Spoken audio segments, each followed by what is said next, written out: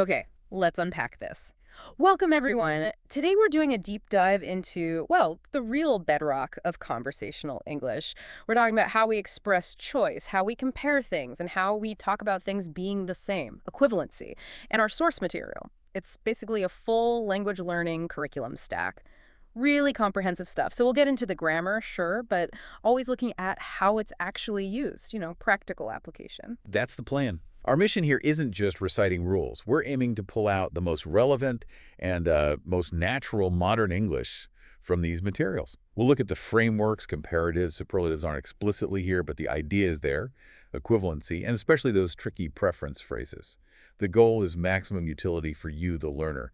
And what's really cool is how this material wraps these language tools around, well, actual facts and sometimes quite colorful analogies. It helps it stick, I think.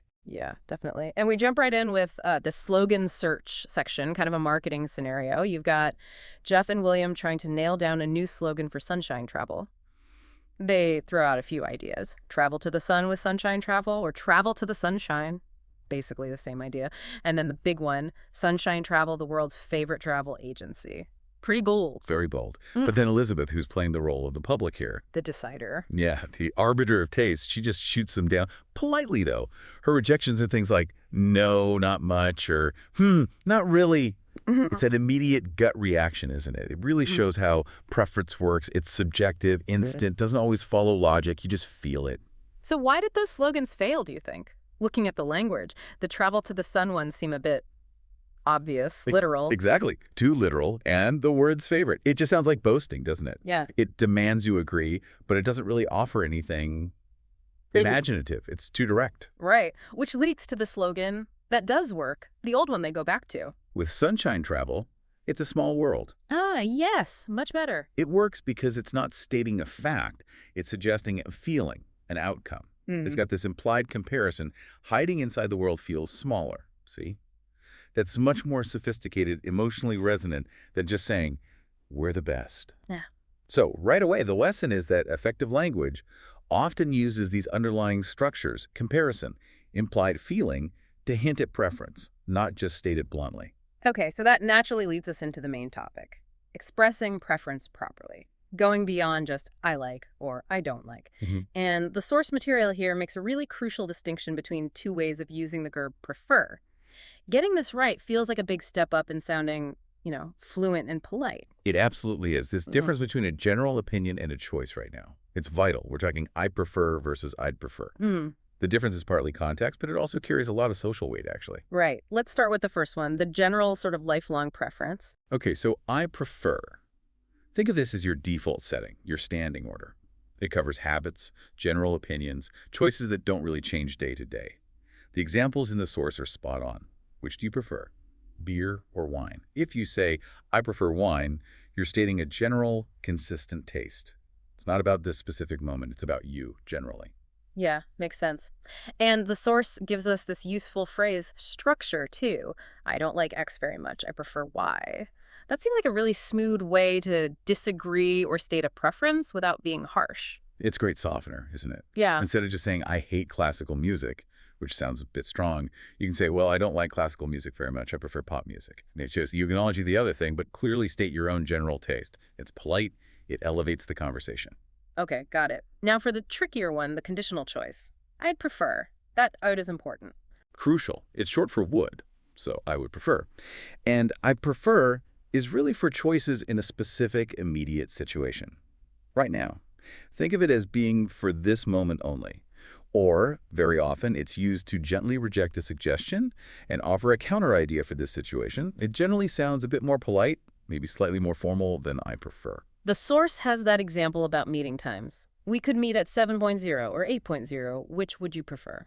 Perfect example. That would signals it's about this specific meeting. If you just answered, I prefer 8.0, it sounds, well, a bit blunt, almost like you always prefer 8.00 for everything. But I prefer 8.00. Keeps it tied to this one arrangement. It's conditional, respectful, leaves room for negotiation maybe. And that conditional nature makes it good for saying no nicely. Exactly. Look at the movie example. Let's go to a movie after dinner. Replying, no, I'd prefer to go home early, uses I'd prefer to soften the rejection. You're not saying movies are bad. You're saying for this specific evening, your preference is driven by another factor, wanting to go home early. It feels much less direct than, I don't want to go. It shifts the focus from the activity itself to your current needs or wishes. So it's like, I prefer is your general policy. I'd prefer is for the specific transaction. That's a great way to put it. One's abstract, the other's concrete and immediate. Okay. And then there's the escape hatch. I don't mind. Ah, yes, the ultimate flexibility signal. Means you're easygoing. Pretty much. It signals either genuine indifference, you truly don't care which option, or just general agreement with whatever's suggested. Someone asks, red wine or white wine? If you say, oh, I don't mind, red's fine, you're showing you're flexible, but also accepting the first suggestion, maybe? It keeps things moving smoothly. The source has that dialogue about movies versus staying home, which gets a bit more complex. Right, because it shows I don't mind. It can be just the start of a negotiation. One person says, I don't mind. Going to a movie sounds great. Showing initial flexibility. But there's a but. Exactly. Yeah. But it is likely to rain. Maybe we should stay at home tonight. So the I don't mind opens the door politely, but then they immediately introduce a reason, the rain, that shapes their actual preference for this specific evening. Staying home. It's polite and practical. Okay, quick check for the listener then. Talking about your favorite kind of car in general. Big SUVs versus small sedans. Which phrase? Definitely I prefer. It's your standing opinion, your general taste in cars, not about buying one right now. And if someone offers you tea or coffee right now and you want tea, You'd say, I'd prefer tea, please. Because it's about this specific, immediate, conditional offer. Getting that distinction right is key. all right, let's shift gears. We've done subjective preference. Now let's get into objective differences. Using grammar to quantify things. We're talking comparative adjectives. This is how we build descriptions, make arguments. Exactly. Comparatives are all about relationships. Is X bigger than Y, faster than Z? The source material is great here because it doesn't just give rules, it grounds them in real examples, even little facts. Let's cover the basic rules first. The regular ones for short adjectives, like 1 or 2 syllables. The standard rule is simple. Add ADER. Small becomes smaller, cold becomes colder, late becomes later. Easy enough. But then there are spelling tweaks you need for fluency. Words ending in "y", like early. Drop the Y at IER, earlier. Correct. And words ending consonant-vowel consonant, like big or hot. Ah, the doubling rule. Double the last consonant. BIGER, HOTTER. Right. And that's not just arbitrary. It keeps the vowel sound short. If you didn't double the G in big, bigger might sound like it rhymes with a tiger. Doubling preserves that short I sound. Same for hotter. It's about rhythm and pronunciation. Okay, good point. Now, the rule breakers, the Yeah. irregulars, the ones you just have to memorize. Absolutely crucial. The source highlights the 2 big ones. Good becomes better, not gooder. Never good. And bad becomes worse. WORSE, not badder. Definitely not badder. You just have to know these. They change completely. And since we talk about things being good or bad all the time, mastering better and worse is non-negotiable for fluency. Got it. And what about longer words, multi-syllable ones? Yeah, saying importanter or expensiver would just sound wrong, clunky.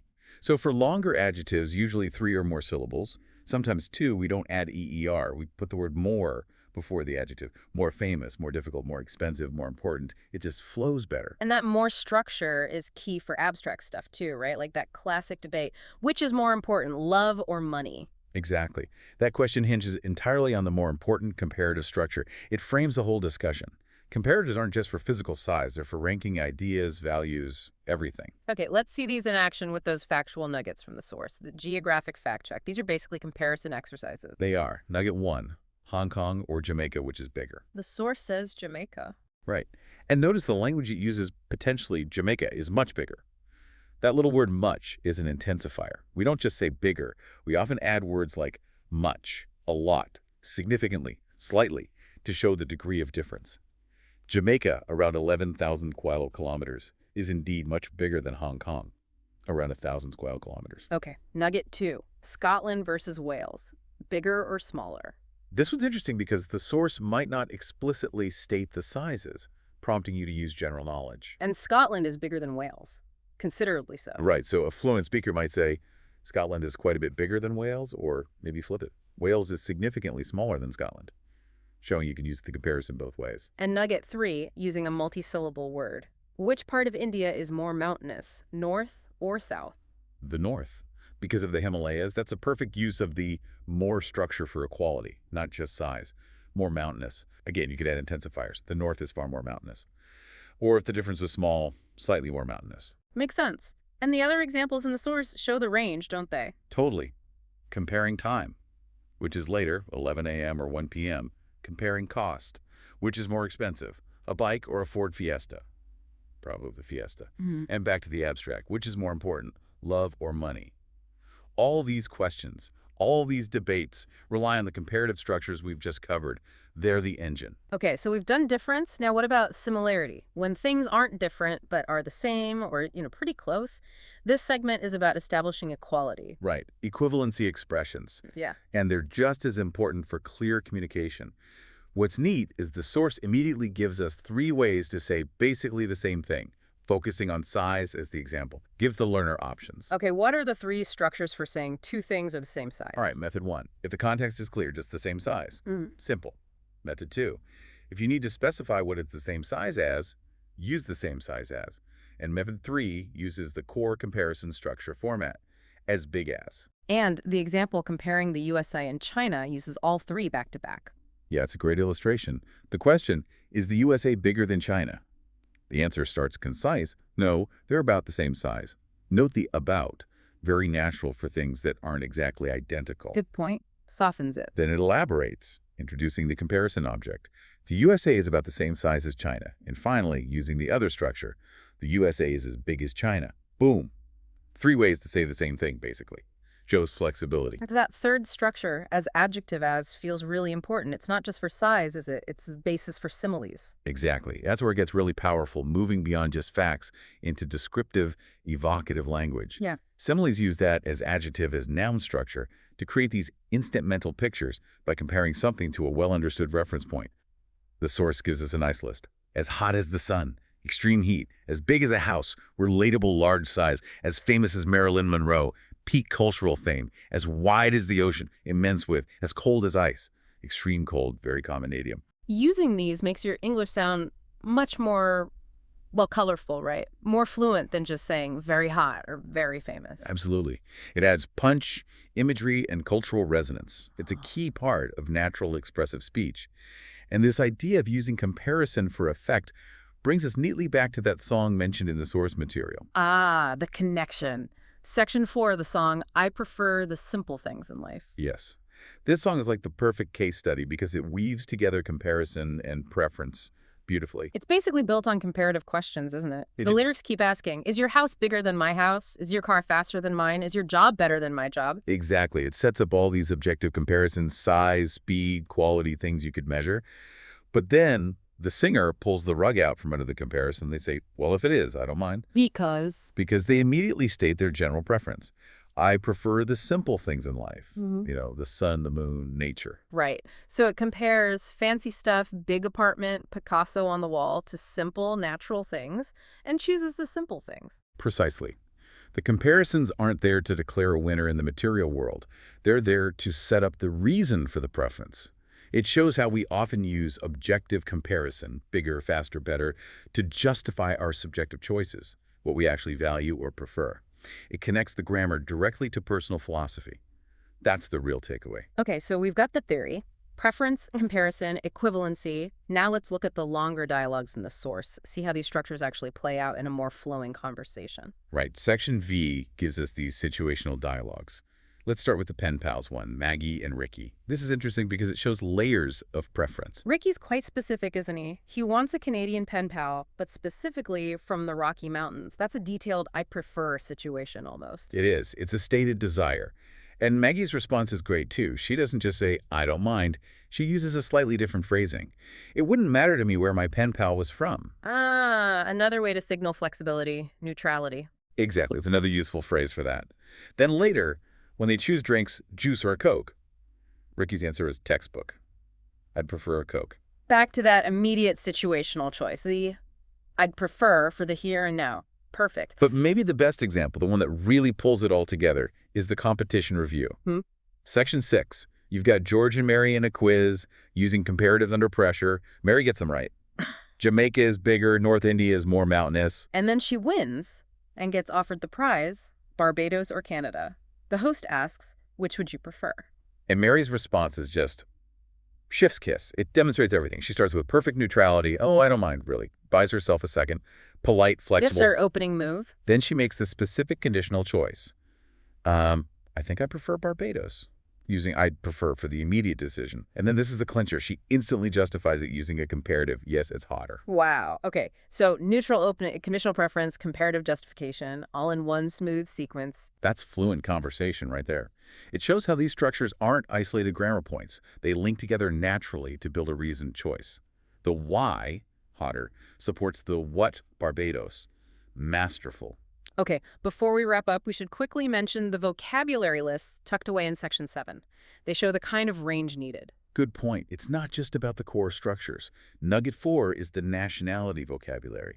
And it's not just the usual suspects. It includes Bahamian, Ghanaian, Peruvian, Swiss, Scottish, Welsh. It signals you need vocabulary for a global context. And Nugget 5, theater vocabulary. That seems quite specific. It is.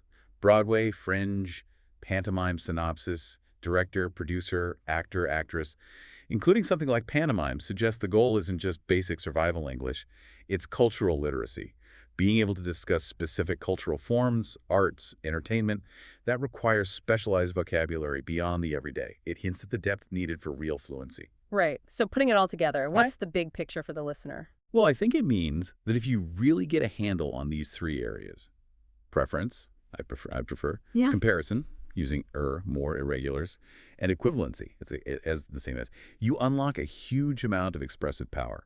You can state opinions politely and clearly, you can back them up with reasons by describing differences and similarities, and you can make your descriptions more vivid with analogies. Basically, you move beyond just naming things to actually discussing and evaluating the world around you. It's fundamental. Hashtag tag tags Heldrum. Okay, that about wraps up our deep dive for today. We really dug into that conversational structure stack. Just to recap the big three areas we covered. 1, preferences, knowing when to use the general I prefer versus that crucial, polite, situational I'd prefer. 2, comparisons, getting the rules right for AER endings, spelling changes, handling those key irregulars like better and worse, and using more for longer words. And 3, equivalency. Using structures like AS and the same size as to talk about similarity and, of course, to create those powerful similes. Right. And the actionable tip. Don't just listen. Try it. Right now. Look around you. Pick 2 things. Your keys and your wallet, maybe. Try describing them. Use a comparison. My wallet is bigger than my keys. Use equivalency. They are not the same color. State a preference. I prefer to keep them in different pockets. Or maybe, I don't mind which pocket they're in. Just activating the language makes a huge difference. Definitely. Practice is key. So we'll leave you with a final thought, kind of circling back to that tension in the source material. The quiz treats Jamaica being geographically bigger than Hong Kong as objectively correct. But does bigger automatically mean better or more important? Especially when you contrast that with the message in the song, I prefer the simple things in life. It pushes back against bigger always being better. It suggests that while grammar lets us make objective comparisons, deciding what matters, well, that's always subjective. That's down to the individual speaker. Something for you to think about as you practice using these structures to express your own values and preferences in English.